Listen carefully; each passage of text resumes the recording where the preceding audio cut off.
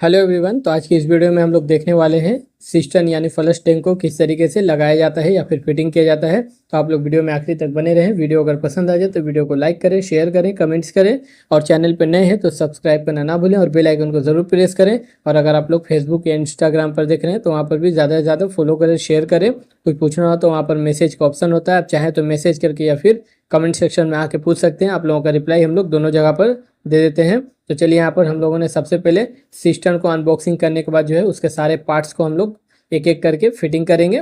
उसके बाद फिर सिस्टम को उसके जगह पर लेकर के जाएंगे, किस तरीके से लगाना है वो भी आप लोगों को स्टेप बाय स्टेप बताया जाएगा। बहुत सारे सिस्टम में ऐसा होता है कि वो कंपनी की तरफ से ये जो हम लोग सिस्टम का जो साइफन को हम लोग अभी टाइट कर रहे हैं ये कंपनी की तरफ से टाइट हुआ आता है, लेकिन बहुत सारे सिस्टम में जो है हम लोगों को खुद से उसको करना पड़ता है। तो इसमें अभी जो है सारा कुछ अलग आया हुआ है तो उसको हम लोग अपने हिसाब से फिटिंग कर लेंगे। कंपनी सारा उसमें हर कुछ दिया रहता है, बस उसको आप लोगों को फिटिंग करना है। तो हम लोगों ने सबसे पहले यहाँ पर उसके साइफन को टाइट किया है। टाइट करने के बाद जो है अभी जो आप लोग देख रहे हैं ये लॉकिंग जो हम लोग लॉक लगा रहे हैं फ्लशिंग बटन का, तो उसमें बहुत सारे सिस्टम में ये होता है कि उसमें गुना बना हुआ होता है। अब उसको टाइट कर देने से वो टाइट हो जाता है, लेकिन इसमें क्या होता है कि चांद के शेप में ये जो है हल्का कटिंग में एक उसमें लॉक टाइप का आता है। तो उसको हम लोग पहले निकालते हैं। निकालने के बाद फिर उसके साइफन में उसको हम लोग उसके मुंह को लगाने के बाद जो है फिर उसको वहाँ पर पुश कर देते हैं तो वो बैठ जाता है वहाँ पर। तो उसका सिस्टम यही है, लेकिन आप लोग उसको बहुत ही सावधानी के साथ खोलें क्योंकि वो टूटने के बाद फिर उसको मिलना मुश्किल है, वो मिलेगा नहीं तो फिर सिस्टम बेकार हो जाएगा।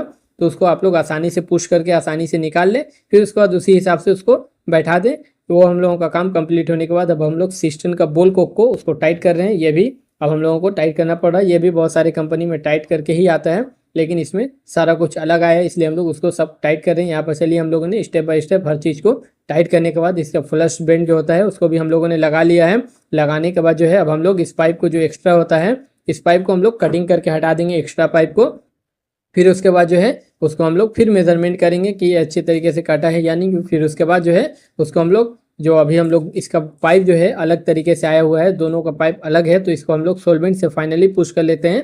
बहुत सारे कंपनी में ऐसा होता है कि वो जो है बेंड पाइप वो ये जो पाइप होता है वो एक ही आता है, तो जिसके वजह से हम लोग को पुश करने का ज़रूरत नहीं पड़ता है। फिर उसके बाद जो है हम लोग उसको आसानी से लगा सकते हैं, लेकिन ये अलग था तो इसको हम लोगों ने आप लोगों को पुश करके दिखा दिया। फिर उसके बाद हम लोगों ने इसको मेजरमेंट करके देख लिया है। देखने के बाद जो है अब हम लोग इसका जो मार्किंग किए थे वो मार्किंग से यहाँ पर जो 3 सेंटी पर जो है इसका होल करना है, तो ये आसानी से वहीं पर जगह पे फिटिंग हो जाएगा।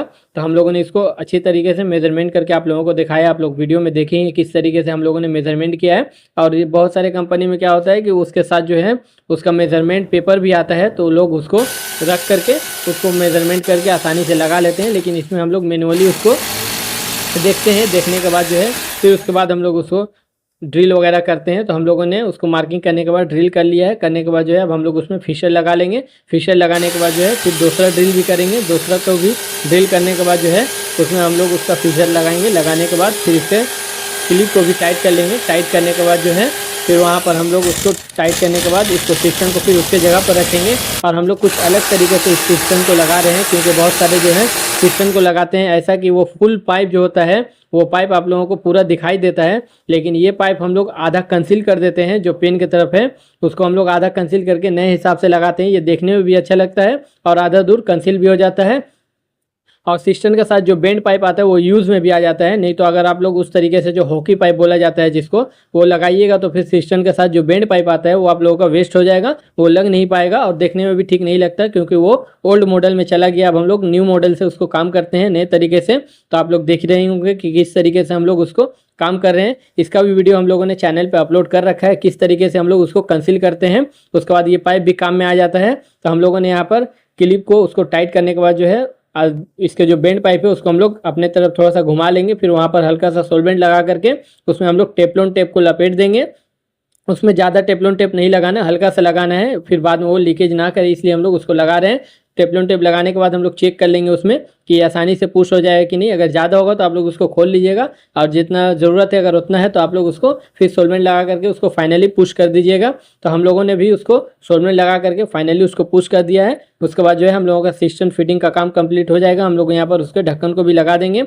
लगाने के बाद जो है फिर इसका कनेक्टर पाइप अगर है तो लगाएंगे, अगर नहीं है तो फिर बाद में उसको लगा सकते हैं। लेकिन फिलहाल अभी हम लोगों के पास उसका कनेक्टर पाइप अवेलेबल नहीं है, छोटा है, जिसकी वजह से इसको हम लोग बाद में लगा देंगे तो ये कंप्लीट हो जाएगा। तो हम लोगों का वीडियो कंप्लीट हो चुका है। अगर आप लोगों को वीडियो इन्फॉर्मेटिव लगा, कुछ नया लगा, तो वीडियो को ज़्यादा से ज़्यादा शेयर करें, कमेंट्स करें और चैनल पर नए हैं तो चैनल को सब्सक्राइब करें।